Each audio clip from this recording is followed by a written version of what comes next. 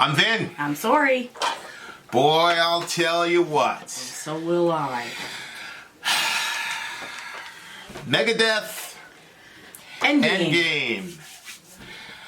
This is for probably Big going Homie to be David. a political song. I see Yes, a bunch he of people actually- in a jumpsuits. Yeah, That's he not actually had another song, and then he was like, I need to cancel that one. There's too many important societal issues to talk about right now. And then he switched it to this one. Okay.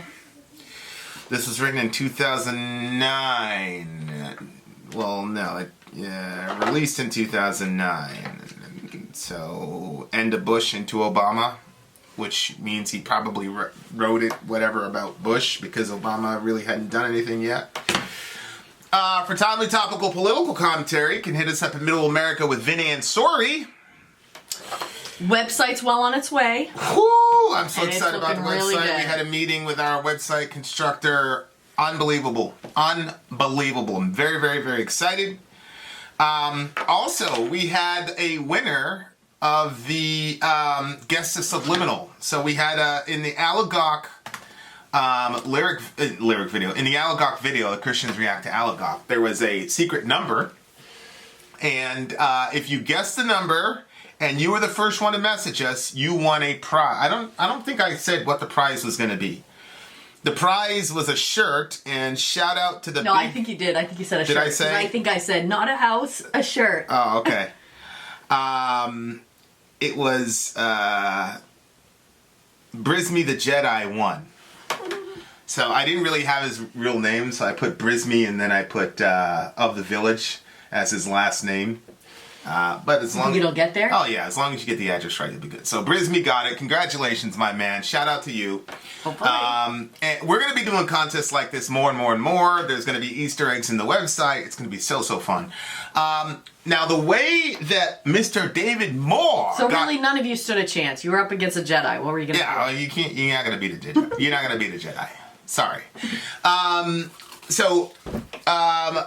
This is Metallica, Megadeth Endgame. It was for the big homie, Mr. Did I say the guy's name? Oh well. I did. Mr. David. So there's multiple ways you can do it. You can Instagram, Facebook, Twitter, direct messages. Hang out with us on a Fireside. Fireside is a 2-hour live stream where you can ask us anything.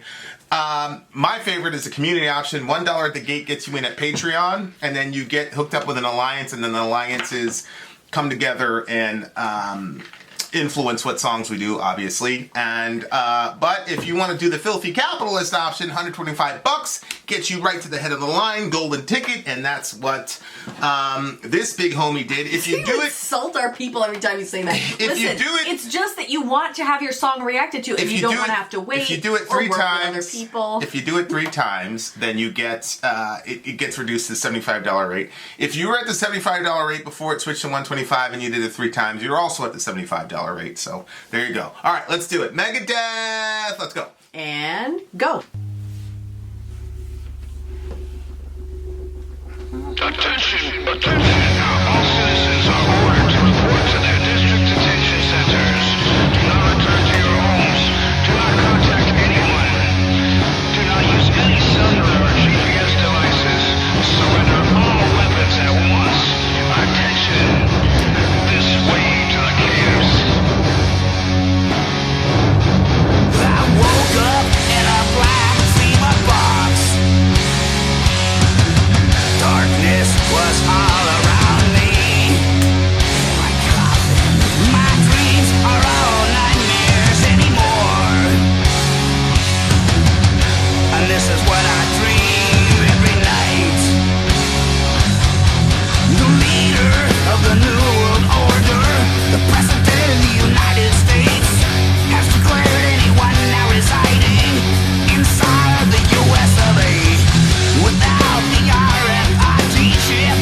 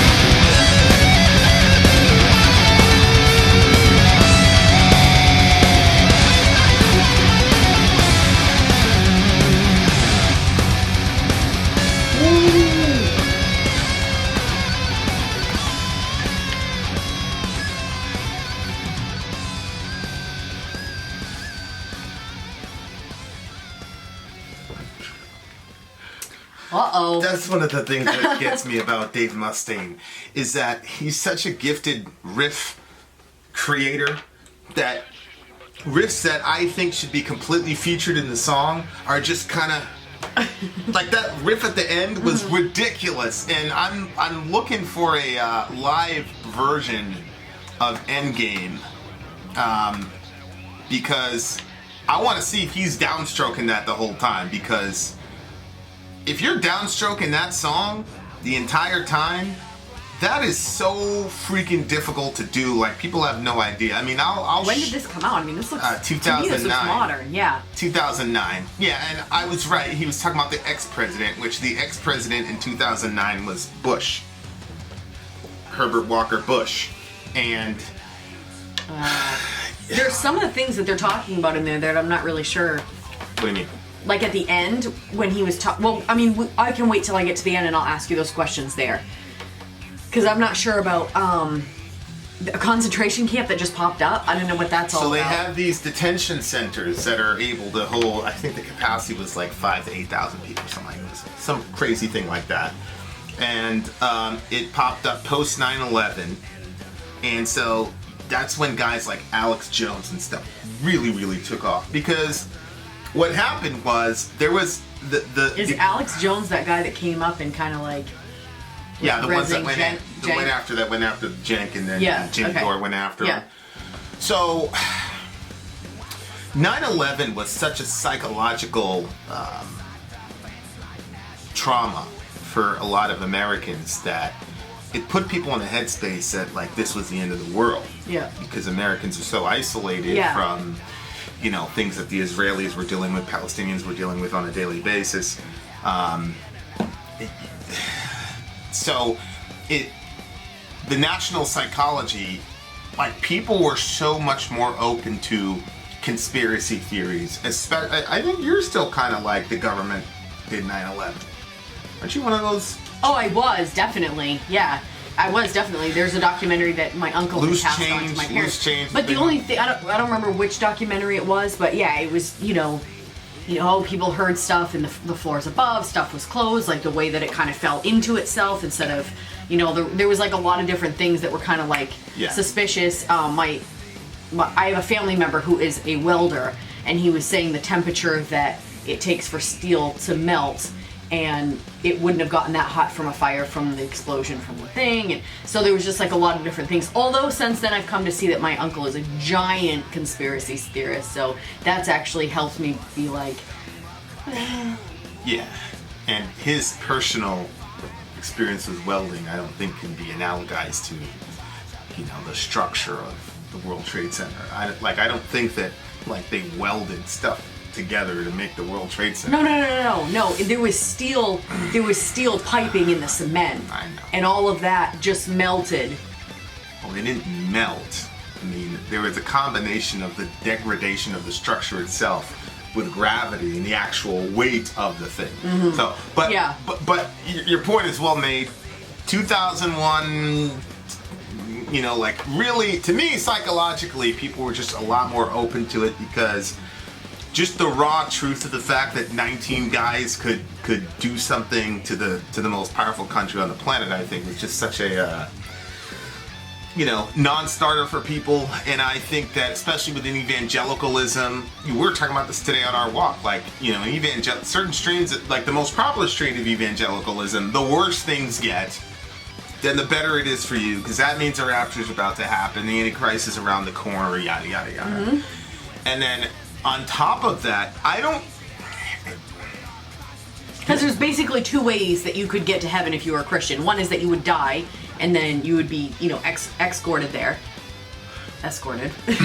Or the other way is that you would be raptured, and that would be the end of the world happens, and everybody goes into a really, really horrible tribulation.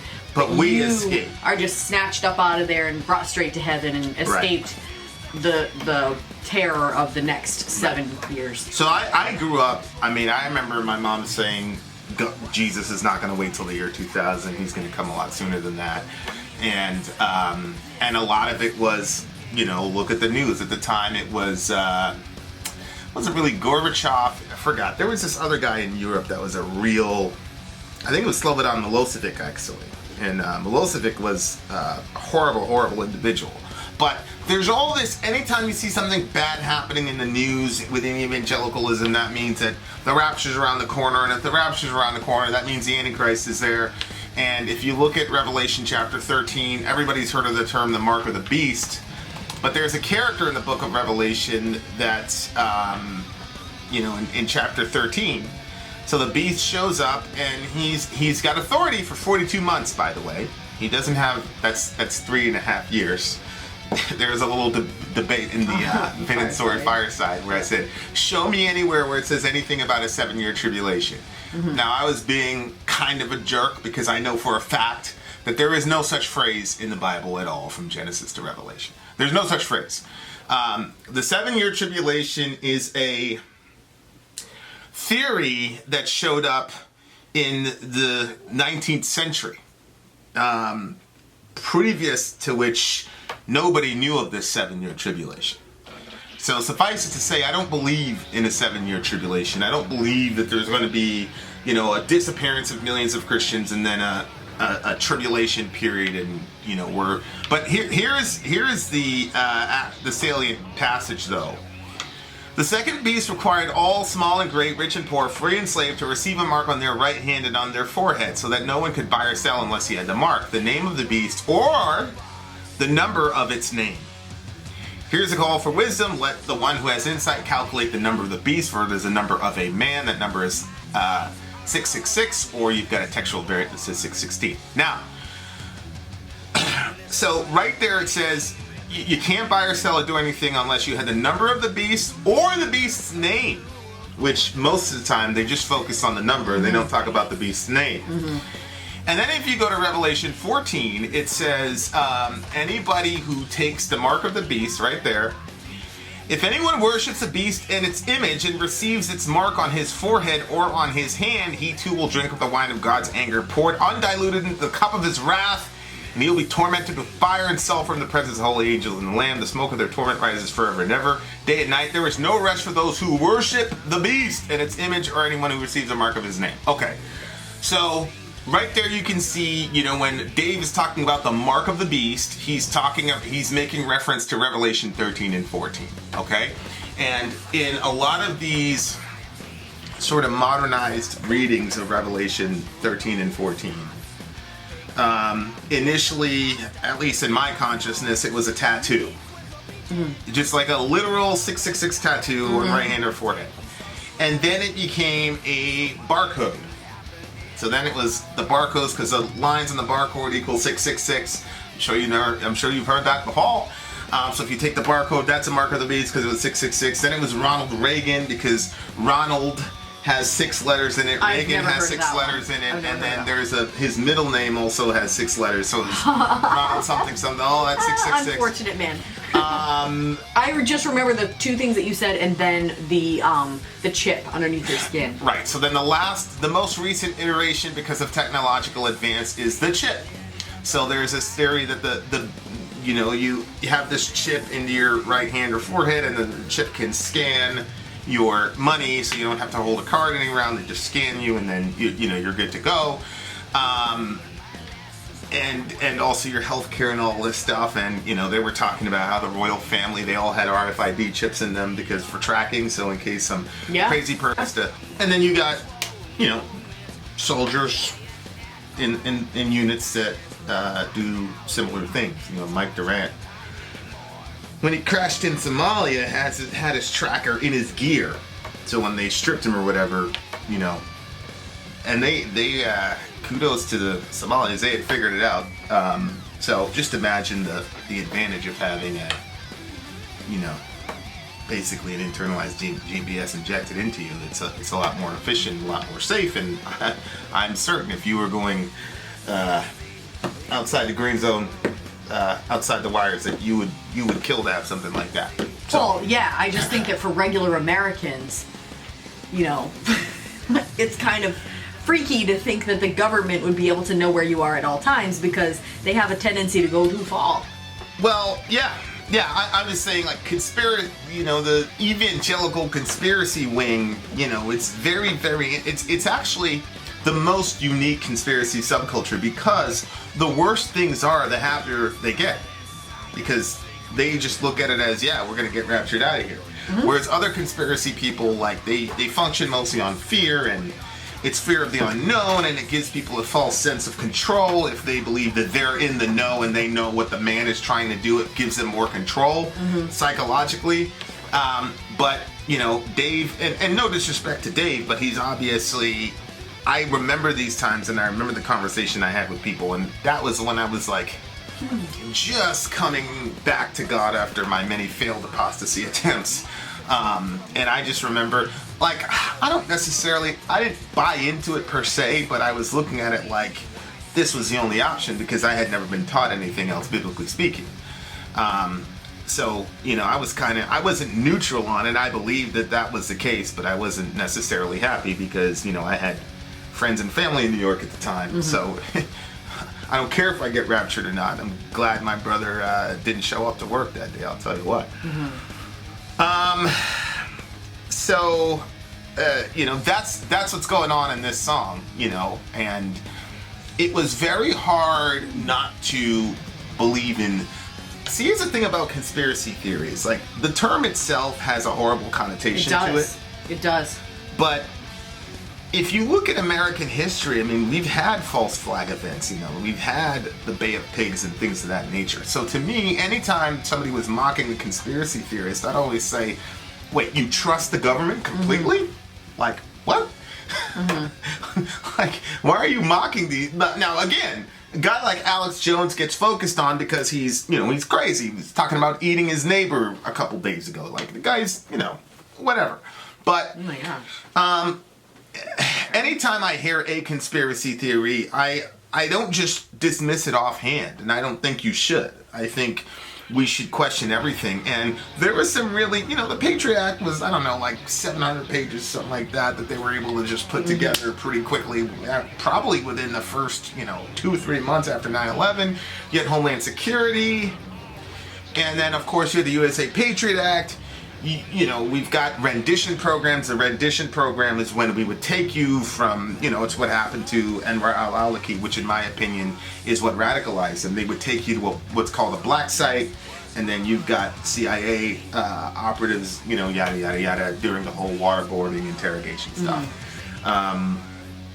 And I think after al-Awlaki's experience, they had one in Yemen, and after his experience there, he was completely radicalized. Because, you know, they operate in a shame honor context and yada yada yada. So I see where he's going, and this is what I said in the, not the Tool video, but the Pussifer video, where I was like, look, these people that went and protested in Michigan and with the guns and all that jazz, like, I'm not a fan of it. I would not recommend any of my friends go and take part in such a protest. However, it is important to signal to the government, listen, you know, and it doesn't matter who you are, Trump, whoever, we're not going to allow you to just completely tell us what to do without you understanding that things can get really bloody very quickly. And I think that a message like that is important. It's like, you know, everybody wants a hamburger, nobody wants to slaughter the cow. And so I see some utility in what those guys did, you know, and the fact that the mainstream media or whatever is coming down on these protesters in Michigan, you guys are crazy, da-da-da-da-da, but Joe Biden is allowed to tell people to go vote if they're asymptomatic, where people actually ended up dying. Like, the fact that, you know, it's like Malcolm said, it's like, if you pay attention to the media, you'll end up feeling sorry for people who are criminals and criminalizing people who you should feel sorry for. And so it's like, wait a second. You know, Jimmy Dore called Biden a sociopath. Look, man, I think Biden works with a lot of sociopaths. I do not believe he even sent that tweet. I don't believe it. But he's going to be held responsible, obviously, because, you know, it has his name on it. But I don't believe I think he's working with a lot of sociopaths. I think at the time those people were saying, look, this is our chance to really, really knock Bernie out. And so, hey. So that's what's happening, and it's kind of I agree, you know, we've got detention facilities, but the thing is, here's the thing about me, like, I don't think you need a conspiracy theory to know that the government is overreaching because of our massive prison population. You don't need to go to a black site. You know, people. We got people going to prison like I heard like per capita we're worse in China. Don't quote me on that or whatever. But so I definitely see where folks were coming from in that particular situation, and I don't think they're all crazy. I think that's what happens is like people throw out the baby with the bathwater and say, it's such a tough balance because then you've got the whole Dunning-Kruger thing where people who know nothing of a given topic all of a sudden start waxing poetic on it because they saw a YouTube video, you know? So obviously that's the headspace he was in at the time, and I think that, you know, it has to be recognized that the government, I don't think anybody, even the most conservative person would say that the government overreached with the Patriot Act. I mean, I think everybody is in agreement on that. And so, but at the time, you know, we didn't know how the world was going to be. We're never going to be the same again, yada, yada, yada. But we didn't really understand the ramifications and what it would be like, similar to the COVID situation. So I definitely, that's the headspace where he was going. You know, a society within a society in verse 2, which is talking about the secret societies, Mason, Illuminati, Council of 12, you know, Bohemian Grove, yada, yada, yada. So, that's what he's referring to. Now, the reason that I do not believe, there's lots of reasons I don't believe that the RFID chip or the tattoo or anything has anything to do with Revelation 13 and 14 is because I don't believe that Revelation 14 is talking about the far distant future. It's talking about the near future from the perspective of people who had the book written to them around 67 AD. And so it's pertinent to them. It's not pertinent to us. And of course, we've talked about this before. 666 equals Neron Kaiser or Caesar Nero. His name equals 666.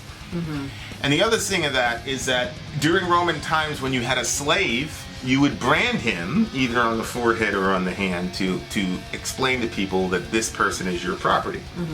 And so I think the metaphor that's being used in Revelation 13 and 14 is talking about people who adopt Nero's authority over them so that they're slaves and worshipers and servants of Nero. Because if you look in the earlier passage, the good guys are also marked. And this is one of those things you never hear people of this ilk talk about, and I'm not angry. But if you look at Revelation 9:4, they were told not to harm the grass of the earth or any green plant or tree, but only those who do not have God's seal on their foreheads. So God's people have a seal on their foreheads, Revelation 7:3, that marks them as slaves or servants of God. And then on the other side, you have people who are marked and pledged. You never heard about that, Lord? Their fidelity to Nero. And so the Revelation is always putting opposites against each other. It's the dragon versus God the Father. It's the beast versus Jesus. It's the beast versus the lamb. It's the whore versus the bride. It's the mark of God versus the mark of the beast. There's all these parallels that you're supposed to get from it. And if you were a first century person, you would know immediately. He says this calls for wisdom is the number of men. You would know immediately.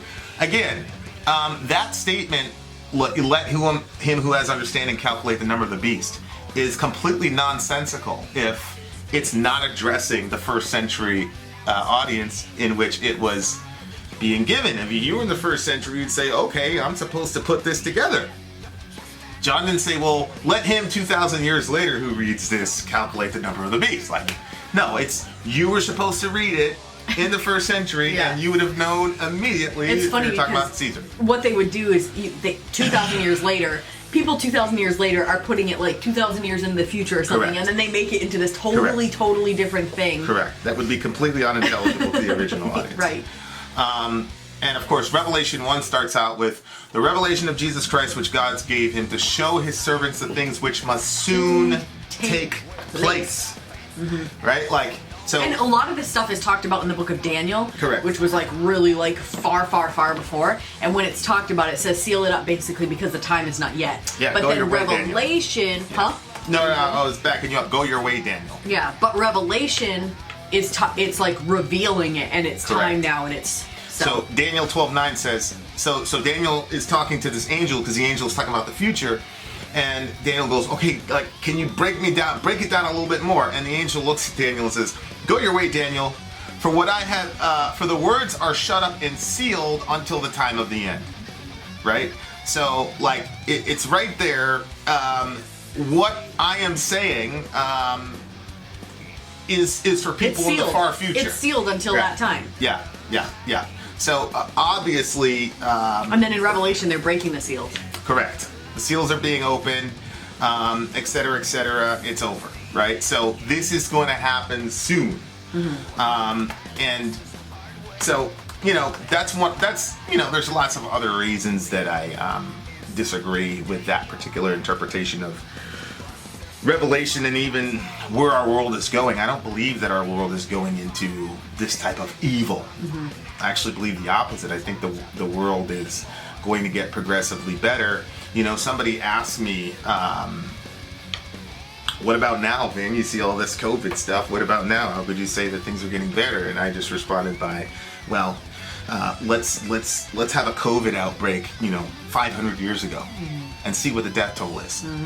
Right? The fact that by God's grace we've got science and technology as far as immunization, vaccination, yada yada yada, indicates that things are getting progressively better, in my opinion. But that's kind of all that was happening. We have ways of spreading information, so we can say, hey, this is working, this is not working. Correct. Correct. And so that's where I'm at with it. Good song. The riffage was crazy. If somebody can find me a live version of that, because I need to.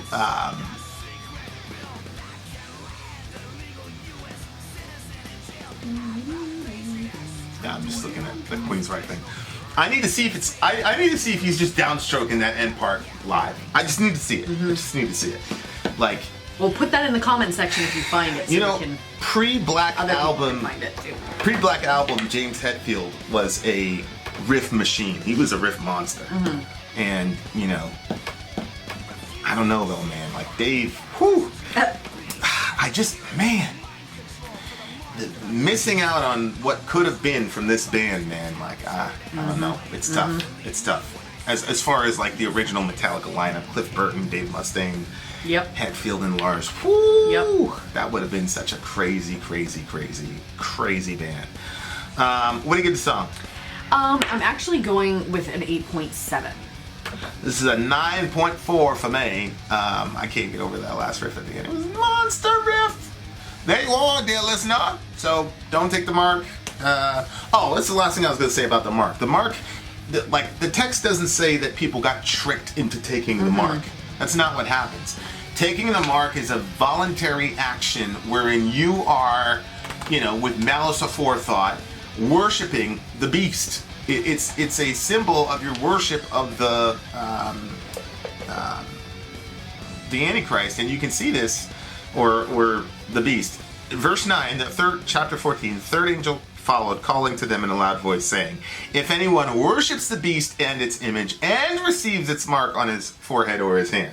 So you'll notice that the worship of the beast precedes the mark. It's connected with a conjunction where it says and. I don't know if that's chi, if that's a chi in the Greek word, but go ahead. I also heard that, it's everything. Your right hand is like what you put your hands to, so it's everything that you put your hands to, and then also everything that your mind is about. Correct. So whatever that is, whatever dominates that, whether it's the beast or it's Christ, then it's a good point, because the right hand in an ancient Near Eastern context meant your strength, like you're strong, because the right hand's generally the dominant hand, and then the heart generally talks about your emotions. So when you look at the most important commandment in the word of Jesus, you shall love the Lord God with all your heart, soul, strength, mind.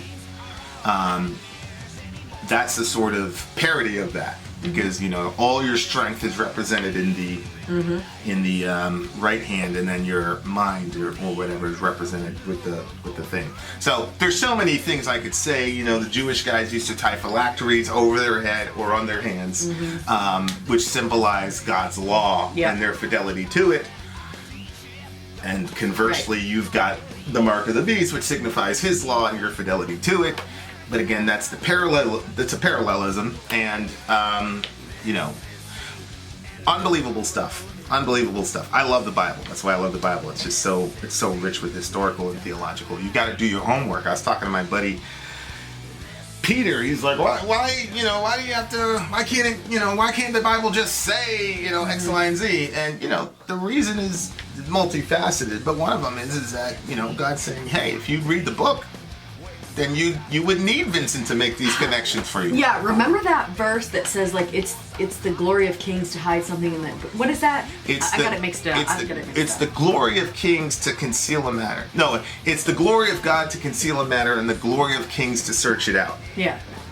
Right? So whether that's science, how did God make this world, what was the algorithm he used, or whether it's stuff like this, you're encouraged to seek it out, and it's all part of the pursuit. It's all part of the journey. Peter, this is not a diss you, by the way.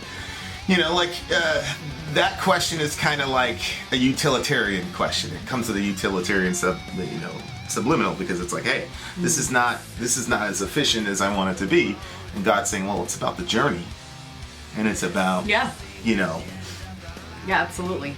Yeah. So just like any relationship. All right. Very good. Stay safe, y'all. Vin out. Sori out. Gone.